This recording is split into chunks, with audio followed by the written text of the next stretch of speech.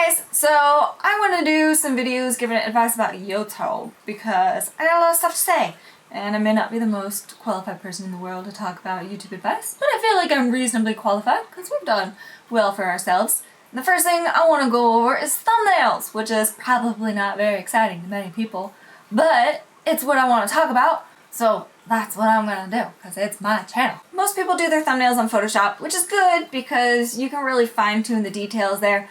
But it's kind of a hassle to have to go through Photoshop for everything.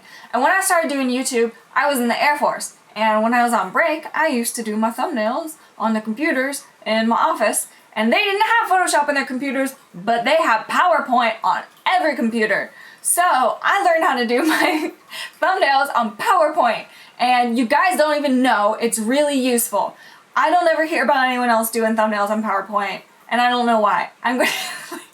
I'm so stereotypically Air Force right now. You don't even know the things you can do at PowerPoint. Okay, I got a lot to show you guys. Just wait. Trust me on this, okay? Just wait.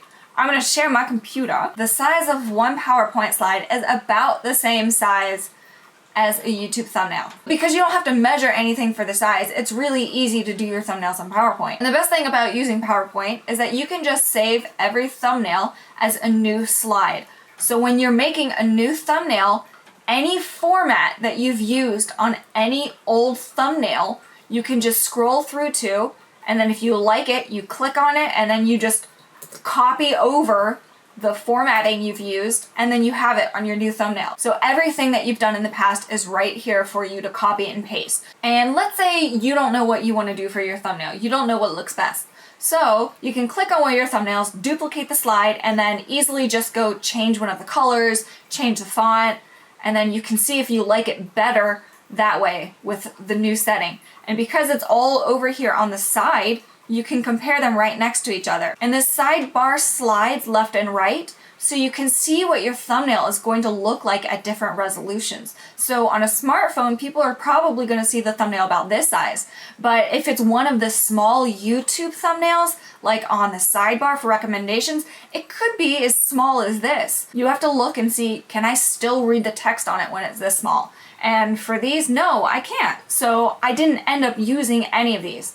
I think I went with this last one down here, something like this, with just an arrow. I'm often really indecisive, so I've got like 6 or 7 different potential thumbnails right next to each other, so I can compare them super easily at all these different sizes. You can put as many images on here as you want, images from anywhere. Of course, it's so easy to resize them. You know, you can rotate, turn them backwards, do whatever you want. You can crop your pictures really easily, so this original picture of Haku is quite large.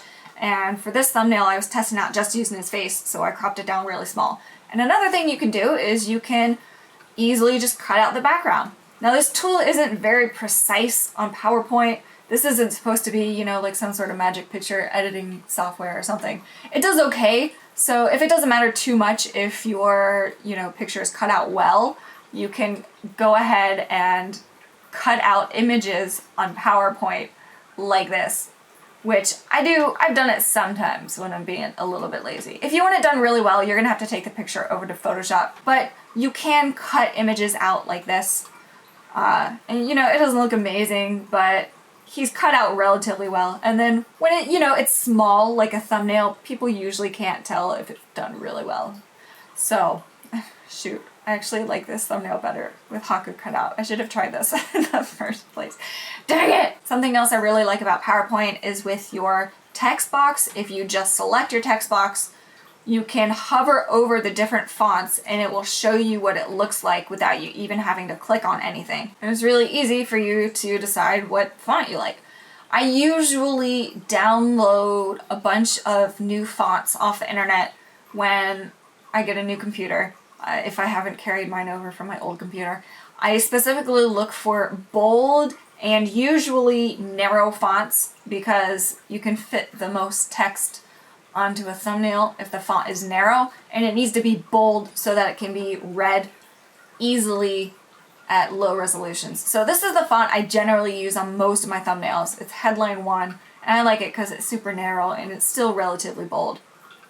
Of course, with font, you can do anything on here. You can add a text outline. You can make the outline as thick as you want. You can make it like dashed if you want. I've never done anything like that. You can change any of the colors on your fonts. They have all kinds of, you know, formatting you can do. If any of you are like my age, then you've probably used to play with all of the formatting settings in Microsoft Word when you were bored because there wasn't that much to do on computers, like in school back in those days. So you can do all that kind of stuff on here. You know, transform them, bevel them, do whatever you want. I generally stick mostly to glow if I need it. So a glow will put something in the background to make the font easier to read. I prefer glow over shadow because a shadow doesn't stand out as much as a glow. Even if it's black, you can just do a black glow and then it's going to stand out more than a shadow would. Generally for a thumbnail, it's usually a good idea to make every thumbnail of yours recognizably yours. So do some sort of formatting on it that's the same across all of your thumbnails, whether it's the formatting of your font box, if you have a logo for your videos, you know, use the same sort of color scheme. We're not a very good example of this because I change my color a lot. Sometimes I use boxes around my text, sometimes I don't. So I'm not a good example of this. But for a good thumbnail, you probably should make it recognizably yours every time. Otherwise, some people, when they're scrolling through their subscription box, if they don't immediately recognize your video based on your thumbnail, they might just skip past it and then not watch your video. Sometimes that happens, you know. Not every person who watches your videos is going to be obsessed with your videos and click on every single one of your videos just because it's you. You gotta still draw people in even if they're subscribed to you. So it's usually a good idea to try to let them know it's your video in the first place. Another thing you can do is if your face is in your videos, like we are, make sure one of you is in your thumbnail at all times. Generally, if we don't have at least one of us in our thumbnail, then fewer of our subscribers will click on the video than if we did have one of us in it. If you're kind of weirded out about putting your face on stuff, like if it feels like a selfie, putting yourself in the thumbnail, you kind of just have to get over it. It does feel weird in the beginning, but generally more of your viewers will click on the thumbnail if your face is in every single thumbnail somehow. One thing we do in a lot of our thumbnails is I use like the Japanese and American flags over and over again. And one of the great things about PowerPoint, like I mentioned, is that I can just go back to one of these old thumbnails where I did it and then just copy the flag over and paste it onto the newer thumbnail that I'm making without having to go through my folders on my computer and figure out where I saved this flag, you know, and then I can put it on this new thumbnail. And look, oh, now you guys know this video is about Japan. If you are making videos about Japan, which we mostly do, it's usually a good idea to have Japan somewhere in your title or thumbnail because a lot of your views are going to come from people who don't know what your channel is, they don't know who you are, and they don't know that your video is about Japan. So you can't necessarily make all of your thumbnails and titles for your viewers only because that then alienates people who haven't seen your channel yet. It's easier to get new viewers and new subscribers if every single one of your titles and thumbnails, you know, works for someone who doesn't know what your channel is. And for us, you know, we get anywhere between 500 to 2,000 subscribers a day, depending on our channel and, you know, what we've uploaded recently. And so that's a lot of new people every day who are clicking on our channel and subscribing, and they've never seen us before. So we'll get more clicks on a video if people know it's about Japan in the first place. So that's why everyone in Japan has Japan on every single one of their titles and thumbnails, usually. For us, even after doing YouTube for 5.5 years, we still forget to take a photo for the thumbnail every single time. I think there's probably like 2 videos in our history of making videos where we've remembered to take a specific photo for the thumbnail. Everything else, I just go through our video and pick a screenshot that I think would work okay for the thumbnail. And sometimes the best screenshot does not make the best thumbnail because there's a lot of junk in the background, like in this picture. These kitties are really cute. I like this picture of the kitties, but they don't pop out from the background because the background is kind of similar colors and there's a lot going on. So I took the original photo over to Photoshop and I cut out the kitties because it's way easier to cut stuff out in Photoshop. and then I faded the background and upped the saturation so that the kitties stood out from it more. So now when you look at these two pictures, in the second one, to me it's a little bit easier to see the kitties because they pop against the background. So if you're like us and you're really bad at taking pictures for thumbnails and you realize you don't have a good picture for a thumbnail, cutting stuff out from the background is a good trick for making it a little bit better. Some people just completely cut out the background and paste, you know, the image on something white. We did that recently on this one. So the background was a big mess on this one, so we just completely cut ourselves out of the background. You can do it that way. You can put your own background in if you want. And you can do all of that here on PowerPoint as well.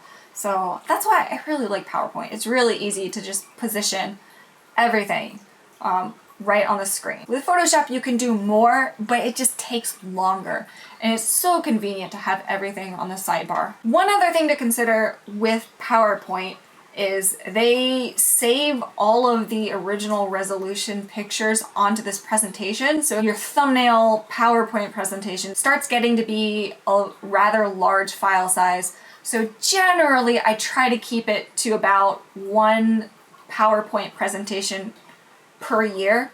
And then every year I start over with a new one. This one's got about 120 slides and it's 200 megabytes big, I think. Which honestly, I guess isn't even that big anymore because our videos are like, every new video we make probably has a total of like 20 to 50 gigabytes worth of footage per video. So I guess these days 200 megabytes isn't too big, but it's still a somewhat unwieldy size. So I generally keep this to about 1 year worth of thumbnails. When you want to save your image, you can do it through PowerPoint, but I don't recommend that. One, because I don't cut everything out so that it perfectly fits within the box. So you can see here, I got a whole bunch of stuff, you know, hanging off the edges. If I highlight everything and save all of this together through PowerPoint, then it's not going to be a perfect rectangle. I'm going to have all this stuff hanging off the edge. And the file size is going to be too big to upload to YouTube. So I just make this as large as I can get it on my screen, print screen, go to Paint, and then I paste it here in Paint and cut out the box. And then that's how I get my thumbnail. So you save this and it's the perfect size for uploading to YouTube. And that's all you have to do. So I feel like PowerPoint is an underappreciated program. There's a lot of stuff you can do on PowerPoint. Again, like you might want to do some initial changes over on Photoshop first and then bring it here if you want. But you can do it all on PowerPoint, which is what I used to do. Every single time I talk to one of my friends about what we do for our thumbnails and I'm like, I use PowerPoint! They're like, what are you talking about? Who uses PowerPoint for a thumbnail? They just don't know. No one knows how convenient it is. I hope you guys enjoy this video and you learn something new about the amazing convenience of PowerPoint presentations. You can do it in school. You can do it at work. Your bosses and teachers will never know. It's so easy. Anyway, thank you guys for watching. I'm gonna make some more videos on YouTube stuff. I think we're gonna have a video on our main channel coming out about some of the stuff we use and like how we make videos in general. So look forward to all that stuff. Thank you guys for watching. I'll see you later. Bye.